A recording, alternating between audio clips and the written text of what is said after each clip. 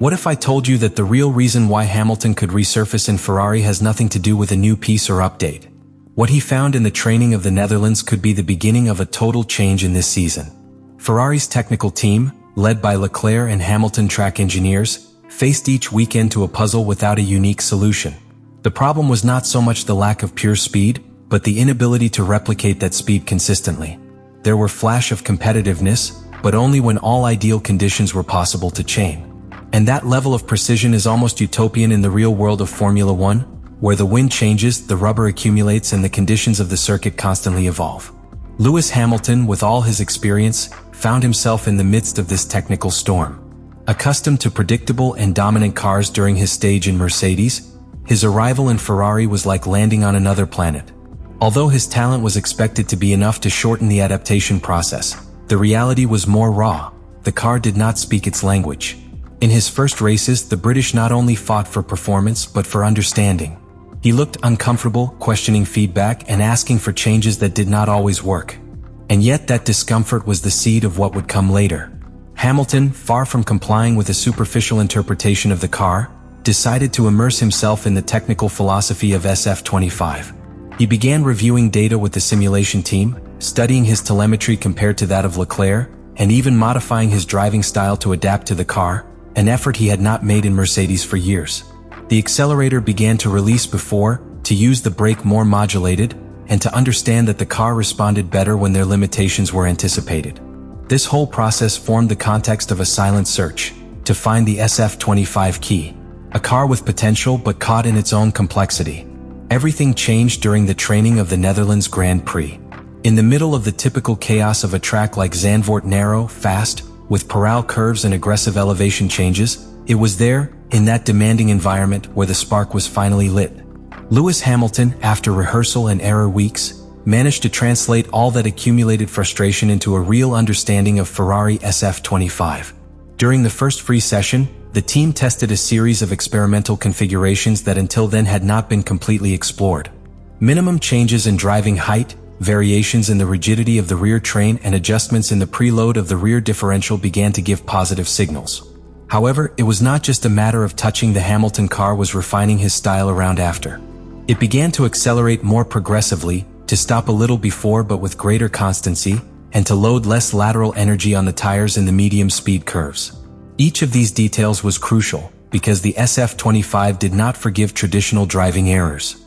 He demanded a new language, and it was at that time when everything fit. In the second batch of free training, Hamilton requested a specific combination: greater rear rake, an additional stiffness point in the front stabilizer bar, and a redistribution of the braking balance towards the rear axle. The answer was immediate. The car began to turn without blocking. He left the curves without breaking the traction. And most importantly, Hamilton stopped fighting the car. He started working with him. In the box, the data were clear. Telemetry showed that the SF-25 operated for the first time in a stable thermal window. The temperature range of front and rear tires remained inside the ideal margin throughout the batch, something that had not happened throughout the season. The engineers also noticed a radical improvement in the energy consumption of the hybrid system. By maintaining constant traction and reducing survival at exit, the car regenerated more energy and delivered it more efficiently in line. Hamilton got out of the car after the batch with an expression that had not been seen in months. It was not euphoria, it was calm. A serenity that is only seen when a pilot knows that he has found the correct formula. I didn't need explanations or motivation. I only knew that I had finally broken the code. The most fascinating thing about this moment is that the discovery was not based on an update of the car. There was no new miraculous piece or a secret improvement in the power unit. It was a total reconfiguration of the interaction between pilot and machine. The understanding of the new soil introduced in Austria, combined with the smartest use of rake and car management of the car, unlocks that extra hidden that Ferrari had developed without knowing how to exploit it completely. In the words of one of the team's engineers, that moment was like finally seeing the complete plane of a puzzle that we had only armed partially. The entire technical team understood that this performance was not a coincidence or a blow of luck. It was replicable. And that changed Ferrari's approach from that moment. The progression was tangible. Each return was cleaner. Each more predictable stint. Hamilton's learning curve with the SF-25, which seemed steep and frustrating, suddenly became ascending and progressive. And this is where the experience of the 7-times world champion shone more than ever. Not by a magical return, but because of the ability to transform chaos into clarity.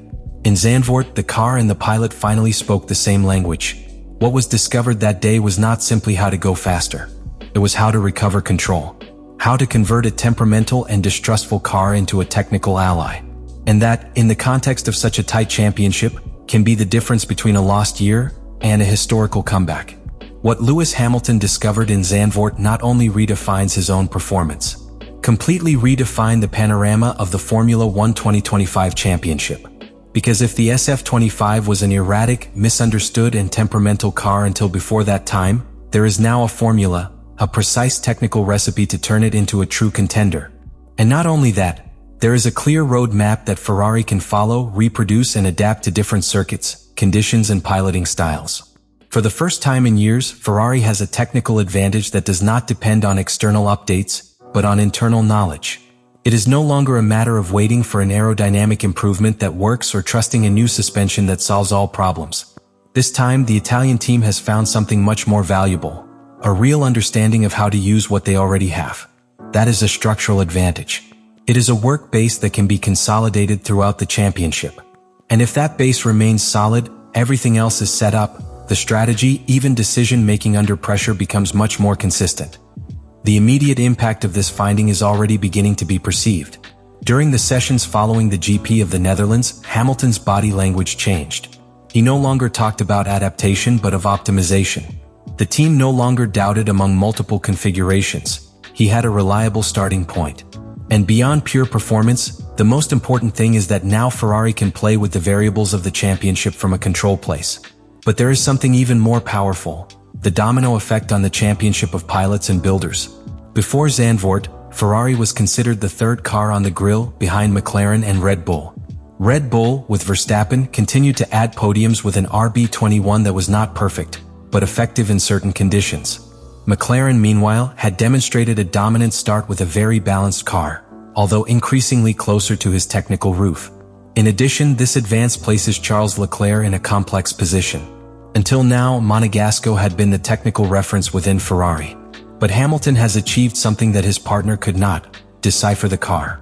This could trigger an internal tension similar to that which Ferrari lived at other times, the most recent between Vettel and Leclerc, if it is not properly managed. Although the common goal is to fight for both championships, the hierarchy within the team could be redefined if Hamilton continues to consolidate this technical and emotional advantage over his partner. The 2025 season has just turned in one direction that few anticipated. At a time when all the spotlights pointed to the technical domain of McLaren, to the strategic recovery of Red Bull, or even the unexpected ascent of Mercedes with Antonelli and Russell, Ferrari was in the background. The Italian team seemed to be in a containment mode, surviving patches, waiting for an update that never arrived or a chaotic race that returned it to the top. And yet, what has changed its destiny has not been a blow of luck or a revolutionary innovation. It was the thorough, patient, and deeply technical work of a pilot who decided not to settle for what the car gave him. Lewis Hamilton did not find a secret trick on the simulators, nor a miraculous configuration in the wind tunnel. He found something even more valuable: the truth behind the behavior of the SF-25. He found how to dominate a car that until then seemed indomitable. And in that search, he discovered how to turn Ferrari, not only in a team that aspires to podiums, but a real contender. And if what happened in Zandvoort was just the first step of a greater transformation, then what is coming can alter the complete narrative of the championship. We are witnessing one of those moments. And you, as a spectator and passionate of Formula 1, have the opportunity to witness from the beginning. How far can Hamilton go if this connection with the SF-25 is maintained? How will their rivals respond when they no longer have the advantage of an erratic Ferrari? It is here that a fascinating land opens. The races that come will not only test pure performance, but the ability of the equipment to react to change. The evolution in Formula 1 is not linear. It is strategic, psychological, contextual. And a finding like Hamilton's may be enough to force mistakes, hurry decisions, and alter the balance that until now seemed established. The question that I now ask you is simple but powerful. Do you think this moment marks the beginning of a historical comeback for Hamilton and Ferrari? Or do you think McLaren and Red Bull still have more consistent tools to resist the onslaught of the unlocked SF-25? And what about Leclerc? Can you adapt to this new internal dynamic of the team, or Hamilton's technical and emotional leadership will end up bowing the balance inside Ferrari? Leave me your opinion in the comments. This is not only a space to listen, but to discuss, to build a community of analysis and passion for Formula One. Share your perspective. Who really has the best car? What team will get stronger to the final part of the calendar? What pilot will surprise us,